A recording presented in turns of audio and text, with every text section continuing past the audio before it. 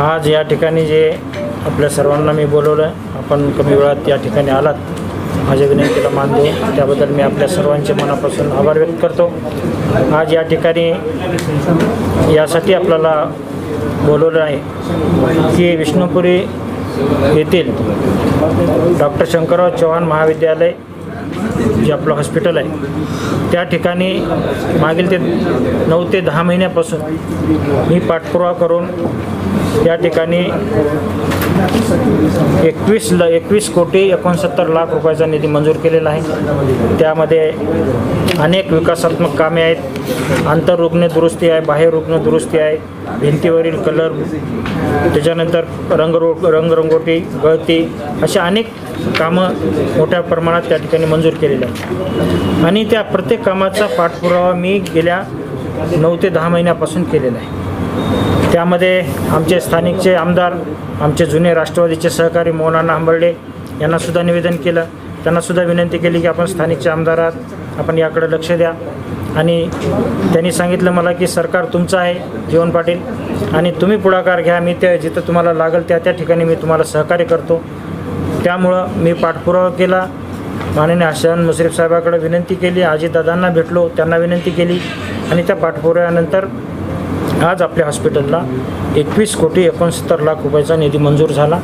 कामं सगळे आता फायनल स्टेपला आलेले। दुसरं 8 कोटी 78 लाखाचं अजून एक काम प्रस्तावित आहे, ते सुद्धा लवकरच होईल। मला आपल्याला एवढंच सांगायचं आहे, आमचे मित्र जे ग्रामीणचे जिल्हा अध्यक्ष आहेत त्यांचं कार्यक्षेत्र भोकर आहे, त्यांनी 2-3 दिवसाखाली एक प्रेसला बातमी दिली की विष्णुपुरी डॉक्टर शंकररावजी चव्हाण महाविद्यालयाला मी 20 कोटी रुपये निधी मंजूर करून आणला। कमीत कमी त्यांना एवढं तर अभ्यास राहायला पाहिजेत की निधी आकडा किती आहे याची जाणीव नाही, माहिती नाही। त्या अंदाजावर त्यांनी माहिती दिली की मी 20 कोटी मंजूर केले, ते 20 कोटी नसून 21 कोटी 69 लाख रुपये मंजूर झालेले आहेत आणि 8 कोटी 78 लाख अजून प्रस्तावित आहेत, ते 1 महिन्यात होतील। मला त्यांना एवढं सांगायचं आहे की मागच्या 30 वर्षापासून मी राजकीय आणि सामाजिक क्षेत्रात काम करतो।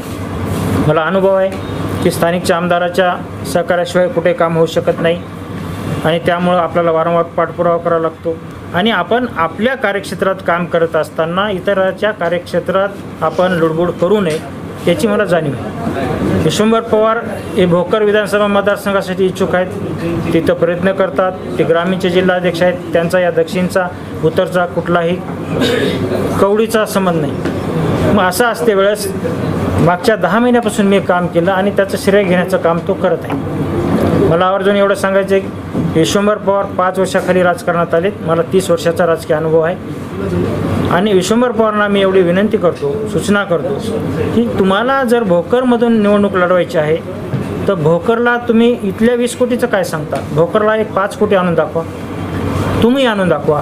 त्या ठिकाणी मोठे नेते आहेत आपले महायुतीचे, आदरणीय अशोकरावजी चव्हाण साहेब, राज्याचे माजी मुख्यमंत्री, ते 1000 कोटी आणू शकतात, त्यांची मोठी कॅपॅसिटी आहे। परंतु ज्या महायुतीमध्ये आपण आहोत आणि ज्या मतदारसंघातून आपण निवडणूक लढवण्यास इच्छुक आहोत तिथं आणून दाखवा ना, 4-5 कोटी आणून दाखवा, नंतर बोला मी काम करण्याला सक्षम आहे, माझे मतदारसंघ उत्तर दक्षिण आहेत, मी तिथं सक्षम आहे, शहराध्यक्ष म्हणून काम करतो। मला एवढं सांगायचं की आपण राहतो महायुतीमध्ये, आपण प्रमुख पदावर आहोत याची जाणीव नसेल तर आपण मोकळं झालेलं बरं।